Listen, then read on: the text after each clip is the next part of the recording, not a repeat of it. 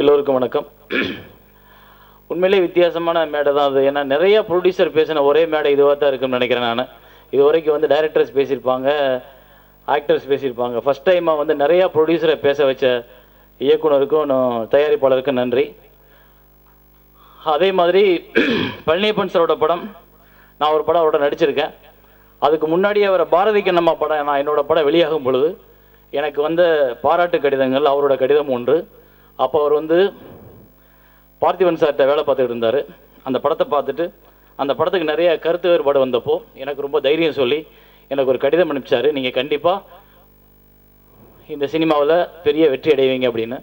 அன்னைக்கு ஏற்பட்ட அந்த உறவு இன்னைக்கு வரைக்கும் ஒரு இயக்குனராக, ஒரு சகோதரனாக, ஒரு நல்ல நண்பனாக என்னோட இருக்குது.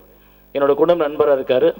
எனக்கு என்னோட படங்கள் வரும்பொழுது பாராட்டி, இல்லை அதை பற்றி விமர்சனம் செய்து, இல்லை அதோட குறைகளை கூறி எனக்கு ஆதரவாக கூட நிற்கிறது மாதிரி, என்னோட குடும்பத்தில் உள்ள பிரச்சனைகள் வந்தப்போவும் எனக்கு கூட நின்று எனக்கு சப்போர்ட் பண்ணு, என்னோட நண்பனாக, என் குழந்தைகளுக்கு ஒரு நல்ல சித்தப்பாவாக இருந்து அந்த விஷயத்தை சரியாக பண்ணி கொடுத்த பழனியப்பனோட நல்ல மனசுக்கு எப்பவும் எல்லாமே நல்லபடியாக நடக்கும். அதே போல் இப்போ முருகன் சார் சொன்னது மாதிரி எந்த படம் ரிலீஸ் ஆகும்போது நின்று இந்த படம் நல்லபடியாக ரிலீஸ் ஆகணும்னு வேண்டிக்கிற உங்களோட மனசு எப்பவும் ஜெயிக்கணும். ஏன்னா ஒரு படம் ரிலீஸ் ஆனோன்னா நம்ம உள்ள கமெண்ட் வரும், என்ன இந்த படம் ஊற்றிக்கிச்சாமே, என்ன இந்த படம் ஆவாஷ விட்டோமே, சுத்தமாக திரும்பி வரலையாமே, பைசா தராதாமேனா. அப்படி நினைக்காம எல்லா படமும் நம்ம படம், எல்லா படம் ரிலீஸ் ஆகி எல்லா படம் ஓடணும்னு நினச்ச முருகன் சாரோட மனசுக்கு இந்த படம் நல்லபடியாக அமையும். ஜன்னல் ஓரம் வந்து வித்யாசாகரோட இசை, நண்பர் யுகபாரதியோட பாடல் வரிகள் சிறப்பாக இருக்குது.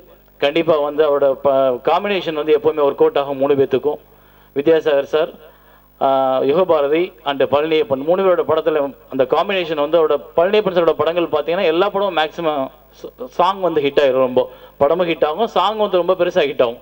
பெரியவங்க சந்திப்போட பார்த்தீங்கன்னா 2-3 சாங் வந்து பெருசாக இருந்தது. ஸோ அந்த காம்பினேஷன் வந்து ஒர்க் அவுட் ஆகிற மாதிரி இந்த பாடலும் ஜன்னல் ஓரம் மட்டுமல்ல, வீடோரம், தெருவோரம், கிராமத்து ஓரம், கம்மாக்கரையோரம், நகரத்து ஓரம், தமிழ்நாட்டின் ஓரம், கடற்கரை ஓரம், எல்லோருடைய காதுகளின் ஓரமும் வெற்றி போய் சேர்ந்து இந்த பாட்டு, இந்த படமும் மிகப்பெரிய வெற்றி அடையணும். நன்றி.